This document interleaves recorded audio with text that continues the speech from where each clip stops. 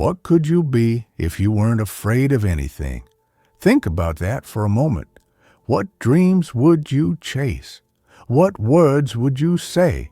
What life would you build if fear had no power over you? We all feel fear. It's part of being human. But some stories teach us that fear doesn't have to be the end of our story. It can be the beginning. This is Fearless Hub, and today we tell a story about a boy who faced a giant. A story that has been told for thousands of years, but is more relevant today than ever. The story of David and Goliath. Long ago, in the land of ancient Israel, there was a young shepherd named David. He wasn't a soldier, he wasn't a king. He was the youngest of his brothers, and his job was to take care of his father's sheep. His days were filled with simple things, watching the flock, playing his harp, and looking at the stars. He was just a boy with the dreams of a boy. But while David was in the fields, his nation was in trouble. A great army, the Philistines, had gathered for war against the army of Israel. The two armies stood on opposite hills, with a valley in between, and every day a champion came out from the Philistine camp. His name was Goliath. He was a giant, over 9 feet tall. His armor was so heavy that a normal man couldn't even lift it. He carried a spear with a tip like a weaver's rod, and his voice was like thunder. Every morning and every evening, for 40 days, Goliath walked into the valley and threw out a challenge to the army of Israel. Why do you come out and line up for battle? Am I not a Philistine, and are you not the servants of Saul? Choose a man and have him come down to me. If he is able to fight and kill me, we will become your subjects.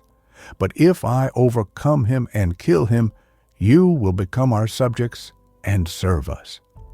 This day I defy the armies of Israel. Give me a man and let us fight each other. When the soldiers of Israel heard this, they were terrified. They were filled with fear. They saw a giant they could not defeat. They saw an enemy they could not overcome. So they did nothing. They hid. Fear had paralyzed them. One day David's father sent him to the battle lines to bring food to his older brothers. When David arrived, he heard the giant's challenge. He saw the fear in the soldiers' eyes, but David saw something different. He didn't just see a giant. He saw an enemy of his people and his God. His brothers were angry. They said, "What are you doing here? You should be with the sheep. You're just a boy. You came to watch the battle." But David wasn't there to watch. He went to the king, King Saul, and said something no one else dared to say. "Let no one lose heart on account of this Philistine. Your servant will go and fight him." The king looked at this young man. He saw no armor, no sword, no experience. He saw only a shepherd. "You are not able to go out against this Philistine and fight him. You are only a young man, and he has been a warrior from his youth." This was a moment of decision, the moment when fear usually wins. The world was telling David he was too small, too weak, too young. The giant was too big. The problem was too big. This is the same voice we hear today, isn't it? The voice that tells you you're not smart enough. You don't have enough experience. You're going to fail. But David's courage wasn't built on his own strength. It was built on his faith. He remembered the times he had to protect his sheep. "Your servant has been keeping his father's sheep. When a lion or a bear came and carried off a sheep from the flock, I went after it, struck it, and rescued the sheep from its mouth. The Lord who rescued me from the paw of the lion and the paw of the bear will rescue me from the hand of this Philistine. This is where courage comes from, not from the absence of fear, but from the memory of past victories, no matter how small. David had faced his own giants before. The lion and the bear were his training ground. King Saul was moved. He offered David his own armor, his own helmet, his own sword. But it was too big, too heavy.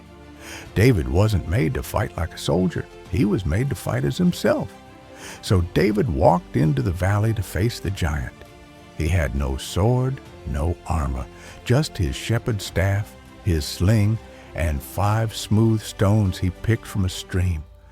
When Goliath saw him, he laughed. "Am I a dog that you come at me with sticks?" The giant cursed David. He promised to give his body to the birds and the wild animals. The fear must have been immense. Imagine standing in front of your biggest problem, and it's laughing at you. It's telling you that you're nothing. But David's voice didn't tremble. He shouted back, and his words echoed through history. "You come against me with sword and spear and javelin, but I come against you in the name of the Lord Almighty, the God of the armies of Israel, whom you have defied. This day the Lord will deliver you into my hands, and the whole world will know that there is a God in Israel."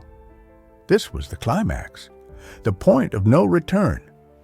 David ran toward the giant. He reached into his bag, took out a stone, put it in his sling, and slung it. The stone struck the giant on the forehead, his only unprotected spot, and the giant, the unbeatable champion, fell face down on the ground. The battle was over. A boy with a stone had defeated a giant in armor. The army of Israel, once paralyzed by fear, was now filled with courage. They chased the Philistines and won a great victory.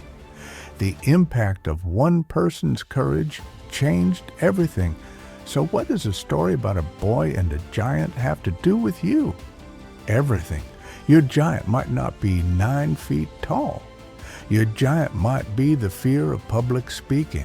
It might be the fear of starting your own business, the fear of failure, the fear of being judged, the fear of not being good enough.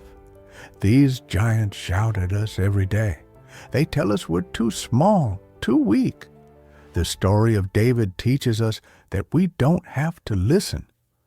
Courage isn't about being bigger or stronger than the problem. It's about faith in something greater than you. It's about remembering your past victories. You face lions and bears in your own life. You've overcome challenges you thought were impossible. David didn't use the king's armor because it wasn't his. You have your own tools, your own strengths, your own 5 smooth stones. Don't try to be someone else. Your unique gifts are exactly what you need to face your giant. Courage is not the absence of fear. It's the decision to act despite it. If a shepherd boy could face a giant, you can face yours. Be fearless.